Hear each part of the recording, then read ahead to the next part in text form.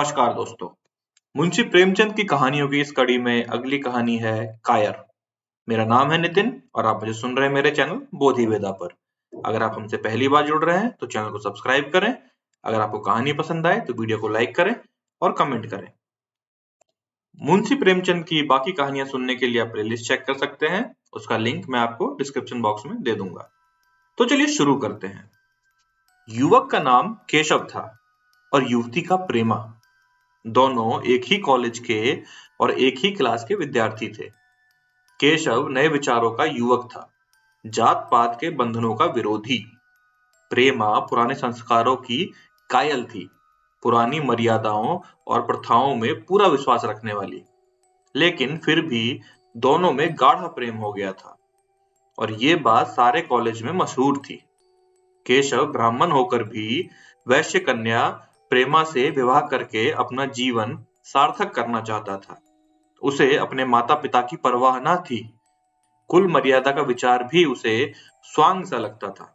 उसके लिए सत्य कोई वस्तु थी तो प्रेम थी, किंतु प्रेमा के लिए माता पिता और कुल परिवार के आदेश के विरुद्ध एक कदम बढ़ाना भी असंभव था। संध्या का समय है। विक्टोरिया पार्क के एक निर्जन स्थान में दोनों आमने सामने हरियाली पर बैठे हुए हैं। सैर करने वाले एक एक करके विदा हो गए, किंतु ये दोनों अभी भी बैठे हुए हैं। उनमें एक ऐसा प्रसंग छिड़ा हुआ है जो किसी तरह समाप्त नहीं होता।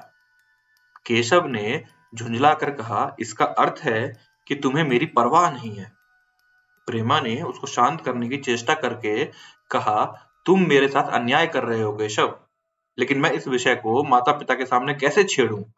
ये मेरी समझ में नहीं आता। वो लोग पुरानी रूढ़ियों के भक्त हैं। मेरी तरफ से कोई ऐसी बात सुनकर मन में जो जो शंकाएं होंगी, तुम उसकी कल्पना भी नहीं कर सकते हो। केशव ने उग्र भाव से पूछा, तो तुम भी उन्हीं पुरानी रूढ़ियों के गुलाम हो? प्रेमा ने अपनी बड़ी बड़ी आंखों में मृदु स्नेह भरकर कहा, नहीं, मैं उनकी गुलाम नहीं हूं, लेकिन माता पिता की इच्छा मेरे लिए सब चीजों से अधिक मान्य है। तुम्हारा व्यक्तित्व कुछ नहीं है? प्रेमा बोली, ऐसा ही समझ लो। केशव ने कहा, मैं तो समझता था कि ये ढकोसले मूर्खों के लिए हैं, लेकिन अब मालूम हुआ कि तुम जैसी विदुषियां भी उनकी पूजा करती हो। जब मैं तुम्हारे लिए संसार को छोड़ने को तैयार हूं, तो तुमसे भी यही आशा करता हूं।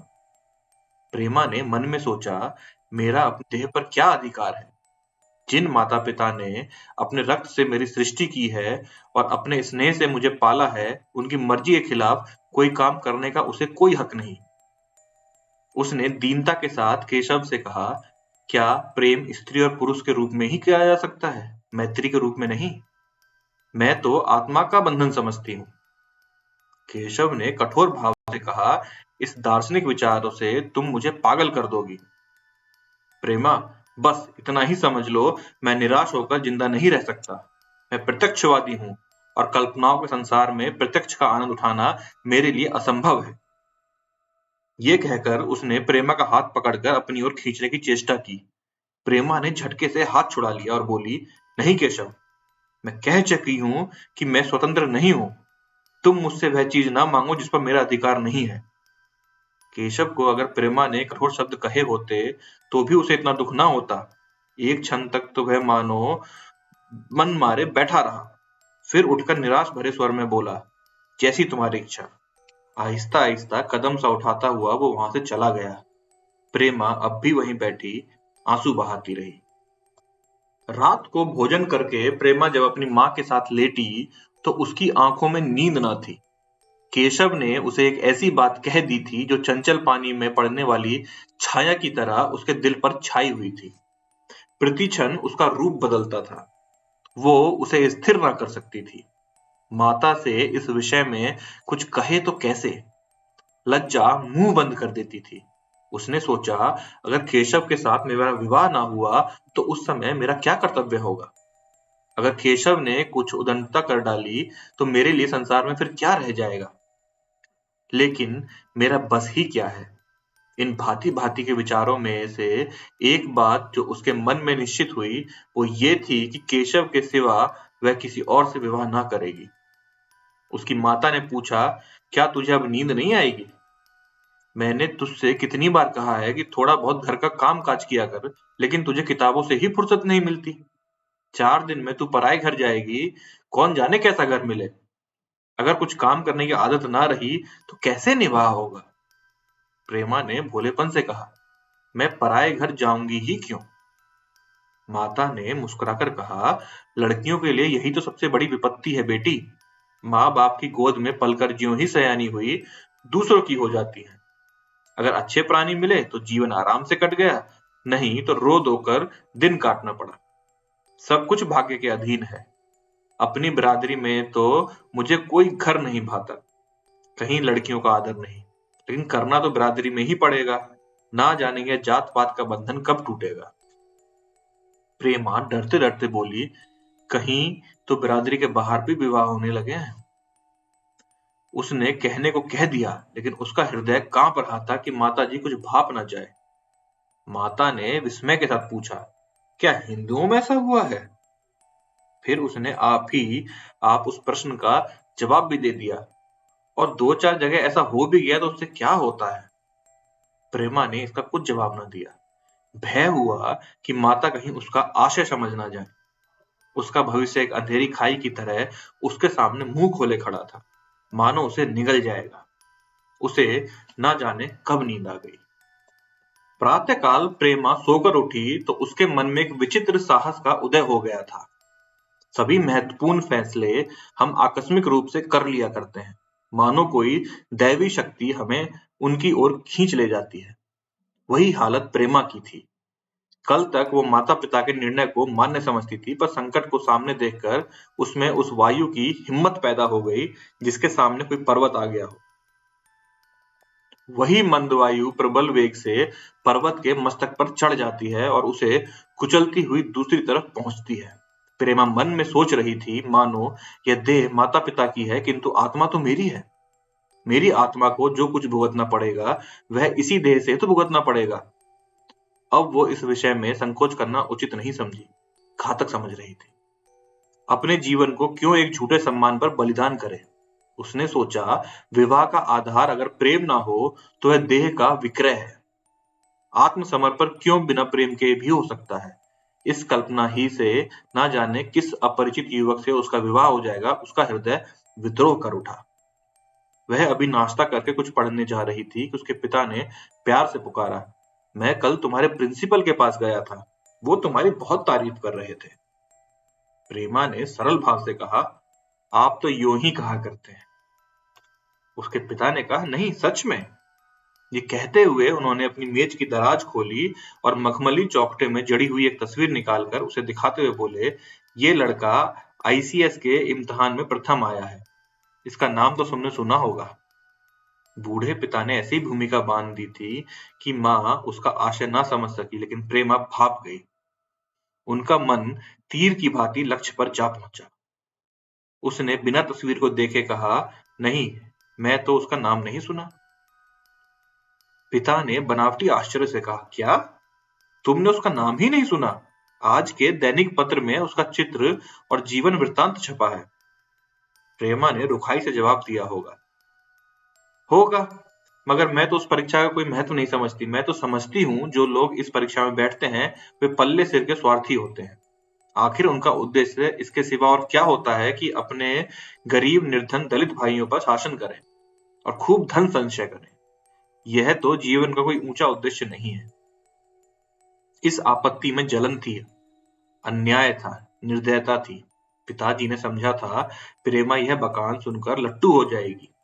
यह जवाब सुनकर तीखे स्वर में बोले, तू तो ऐसी बातें कर रही है जैसे तेरे लिए धन और अधिकार का कोई मूल्य नहीं। प्रेमा ने ठिठाई से कहा, हाँ, मैं तो इसका मूल्य ही नहीं समझती। मैं तो आदमी में त्याग देखती हूँ। मैं ऐसे युवकों को जानती हूँ जिन्हें यह पद जबरदस्ती भी दिया जाए तो स्वीकार ना करें। पिता ने उपहास के ढंग से कहा, यह तो आज मैंने नई बात सुनी। मैं तो देखता हूँ कि छोटी-छोटी नौकरियों के लिए लोग मारे-मारे फिरते हैं। मैं जरा उस लड़के की सूरत देखना चाहता हूँ जिसमें इतना त्याग हो। मैं तो उसकी पूजा करूंगा। शायद किसी दूसरे अवसर पर ये शब्द सुनकर प्रेमा लज्जा से सिर झुका लेती, पर इस समय उसकी दशा उस सिपाही की सी थी जिसके पीछे गहरी खाई हो, आगे बढ़ने के सिवा उसके लिए कोई और मार्ग ना हो। अपने आवेश को संयम से दबाती हुई, आंखों में विद्रोह भरे, वह अपने कमरे में गई और केशव के कई चित्रों में से एक चित्र चुनकर लाई, जो उसकी निगाह में सबसे खराब था, और पिता के सामने रख दिया। बूढ़े पिताजी ने चित्र को उपेक्षा की भाव से देखना चाहा, लेकिन पहली दृष्टि में ही उसने उन्हें आकर्षित कर लिया। ऊंचा कद था और दुर्बल होने पर भी उसका गठन स्वास्थ्य और संयम का परिचय दे रहा था। मुख पर प्रतिभा का तेज ना था, वह विचारशीलता का कुछ ऐसा प्रतिबिंब था जो उसके मन में विश्वास पैदा करता था। उन्होंने उस चित्र की ओर देखते हुए पूछा, ये किसका चित्र है? प्रेमा ने संकोच से सिर झुकाकर कहा, यह मेरे ही क्लास में पढ़ते हैं। अपनी ही बिरादरी का है? उसके पिता ने पूछा। तो प्रेमा बोली, इस प्रश्न के उत्तर पर उसकी किस्मत का फैसला हो जाएगा, ऐसा प्रेमा ने सोचा। उसके मन में पछतावा हुआ कि व्यर्थ में इस चित्र को यहाँ लाई। उसमें एक क्षण के लिए तो दृढ़ता आई थी। वह इन पैने प्रश्न के सामने कातर हो उठी। दबी हुई आवाज में बोली, जी नहीं, वो ब्राह्मण है। और यह कहने के साथ ही क्षुब्ध होकर कमरे से निकल गई, मानो यहाँ की वायु में उसका गला घुटा जा रहा हो, और दीवार की आड़ में होकर रोने लगी। लाला जी को तो पहले ऐसा क्रोध आया कि प्रेमा को बुलाकर साफ साफ कह दें कि यह असंभव है। वे उसी गुस्से में दरवाजे पर आए, लेकिन प्रेमा को रोते देख नम्न हो गए। इस युवक के प्रति प्रेमा के मन में क्या भाव थे, यह उनसे छिपा ना रहा। वे स्त्री शिक्षा के पूर्ण समर्थक थे, लेकिन इसके साथ ही कुल मर्यादा की रक्षा भी करना चाहते थे। अपनी ही जाति के सुयोग्य वर्ग के लिए अपना सर्वस्व अर्पण कर सकते थे, लेकिन उस क्षेत्र के बाहर कुलीन से कुलीन और योग्य से योग्य वर्ग की कल्पना भी उनके लिए असंभव था। इससे बड़ा अपमान वो सोच नहीं सकते थे। उन्होंने कठोर स्वर में कहा, आज से कॉलेज जाना बंद कर दो। अगर शिक्षा कुल मर्यादा को डुबोना ही सिखाती है तो कुशिक्षा ही है। प्रेमा ने कातर कंठ से कहा, परीक्षा तो समीप आ गई है। लाला जी ने दृढ़ता से कहा, आने दो, और फिर अपने कमरे में जाकर विचारों में डूब गए। 6 महीने गुजर गए। लाला जी ने घर में आकर पत्नी को एकांत में बुलाया और बोले, जहां तक मुझे मालूम है, केशव बहुत ही सुशील और प्रतिभाशाली युवक है। मैं तो समझता हूँ प्रेमा इस शोक में घुल घुलकर प्राण दे देगी। तुमने भी समझाया, मैंने भी समझाया, दूसरों ने भी समझाया, पर उस पर कोई असर नहीं होता। ऐसी दशा में हमारे लिए और क्या उपाय है? उनकी पत्नी ने चिंतित भाव से कहा, कर तो दोगे, लेकिन रहोगे कहाँ? ना जाने कहाँ से यह कुलच्छनी मेरी कोख में आई। लाला जी ने भय सिकोड़कर तिरस्कार के साथ कहा, यह तो 1000 दफा सुन चुका, लेकिन कुल मर्यादा के नाम को कहाँ तक रोएं? चिड़िया का पर खोलकर यह आशा करना कि तुम्हारे आंगन में ही फुदकती रहेगी, यह भ्रम है। मैंने इस पर ठंडे दिल से विचार किया है और इस नतीजे पर पहुंचा हूं कि हमें इस आपद्रम को स्वीकार कर लेना चाहिए। कुल मर्यादा के नाम पर मैं प्रेमा की हत्या नहीं कर सकता। दुनिया हंसती हो हंसे, मगर वो जमाना बहुत जल्द आने वाला है जब ये सभी बंधन टूट जाएंगे। आज भी सैकड़ों विवाह जात पात के बंधनों को तोड़कर हो चुके हैं। अगर विवाह का उद्देश्य स्त्री और पुरुष का सुखमय जीवन है, तो हम प्रेमा की अपेक्षा नहीं कर सकते हैं। वृद्धा ने क्षुब्ध होकर कहा, जब तुम्हारी यही इच्छा है तो मुझसे क्यों पूछते हो? लेकिन मैं कहे देती हूँ कि मैं इस विवाह के नजदीक ना जाऊंगी, ना कभी इस छोकरी का मुंह देखूंगी। समझ लूंगी जैसे और सब लड़के मर गए, वैसे यह भी मर गई। तो फिर आखिर तुम क्या करने को कहती हो? अरे क्यों नहीं उस लड़के से विवाह कर देते, इसमें क्या बुराई है? वो 2 साल से सिविल सर्विस पास करके आया है। केशव के पास क्या रखा है? बहुत होगा किसी दफ्तर में क्लर्क हो जाएगा। तो उसके पति ने कहा, और अगर प्रेमा प्राण हत्या कर ले तो कर ले। कुछ तो उसे और सह देते हो। जब हमें उसे हमारी परवाह नहीं, तो हम उसके लिए अपने नाम को क्यों कलंकित करें? और प्राण हत्या करना कोई खेल नहीं है। ये सब धमकी है। मन घोड़ा है।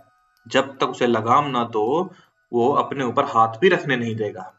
जब उसके मन का ये हाल है तो कौन कहे केशव के साथ ही जिंदगी भर निभा लेगी। जिस तरह आज उससे प्रेम है, उसी तरह कल दूसरे से हो सकता है। तो क्या पता उसका मांस बिकवाना चाहते हो?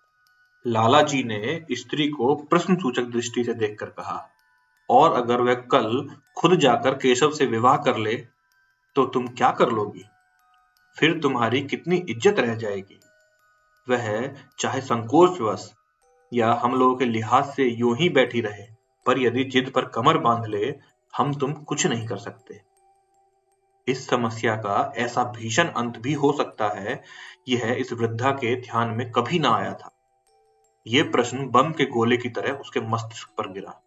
एक क्षण तक वो अवाक बैठी रह गई, मानो इस आघात ने उसकी बुद्धि की धज्जियां उड़ा दी हो। फिर पराभूत होकर बोली, तुम्हें अनोखी ही कल्पनाएं सूझती हैं। मैंने तो आज तक कभी नहीं सुना कि किसी कुलीन कन्या ने अपनी इच्छा से विवाह किया है। अरे तुमने ना सुना हो, लेकिन मैंने सुना है और देखा है, और ऐसा होना बहुत संभव भी है। जिस दिन ऐसा होगा, उस दिन मुझे जीती ना देखोगे। अरे मैं ये नहीं कहता कि ऐसा ही होगा, लेकिन होना संभव है। तो जब ऐसा होना ही है, तो इससे ये तो अच्छा है कि हम इसका प्रबंध कर दें। जब नाक ही कट रही है, तो तेज छुरी से क्यों ना कटे?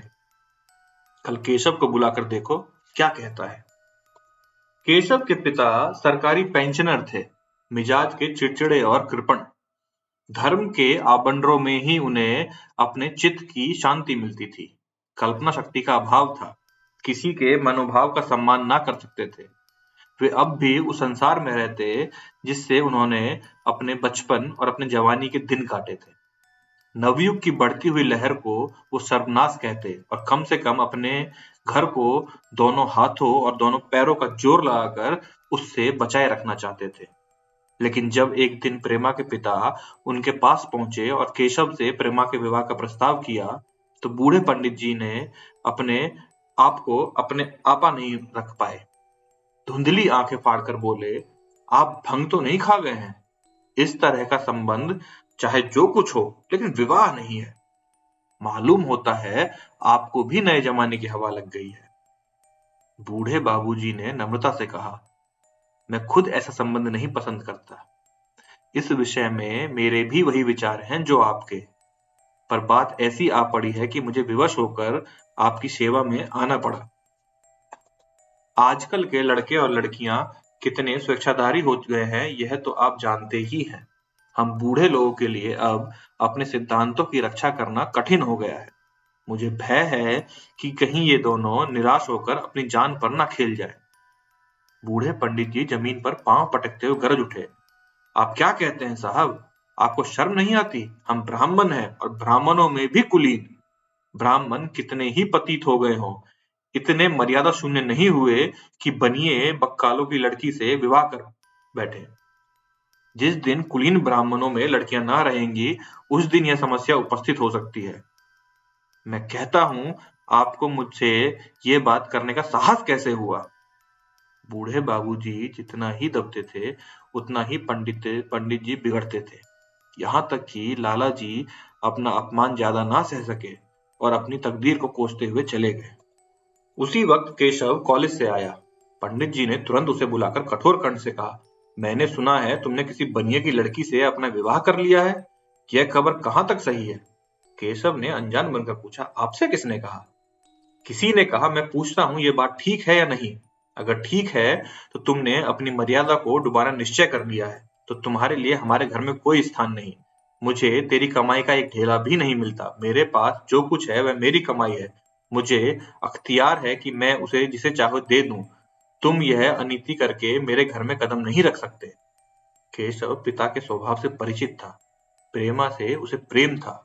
वह गुप्त रूप से प्रेमा से विवाह कर लेना चाहता था। बाप हमेशा तो बैठे ना रहेंगे। माता के स्नेह पर उसे विश्वास था। उस प्रेम की तरंग में वह सारे कष्टों को झेलने के लिए तैयार मालूम होता था। लेकिन जैसे कोई कायर सिपाही बंदूक के सामने जाकर हिम्मत खो बैठता है और कदम पीछे हटा लेता है, वही दशा केशव की हुई। वहां वह साधारण युवकों की तरह सिद्धांतों के लिए बड़े बड़े तर्क कर सकता था। जबान में उससे अपनी भक्ति की दुहाई दे सकता था, लेकिन इसके लिए यातनाएं झेलने का सामर्थ्य उसमें ना था। अगर वह अपनी जिद पर अड़ा और पिताजी ने भी अपनी टेक रखी, तो उसका कहाँ ठिकाना लगेगा? उसका जीवन ही नष्ट हो जाएगा। उसने दबी जबान से कहा, जिसने आपसे कहा है बिल्कुल झूठ कहा है। पंडित जी ने तीव्र नेत्रों से देखकर कहा, तो यह खबर बिल्कुल गलत है। जी हाँ, बिल्कुल गलत है। तो तुम आज इसी वक्त उस बनिए के खत लिख दो और याद रखो कि अगर इस तरह की चर्चा फिर कभी उठी तो तुम्हारा सबसे बड़ा शत्रु होऊंगा मैं। बस जाओ यहाँ से। केशव और कुछ ना कह सका। वो वहां से चला तो ऐसा मालूम होता था कि पैरों में दम ही नहीं है।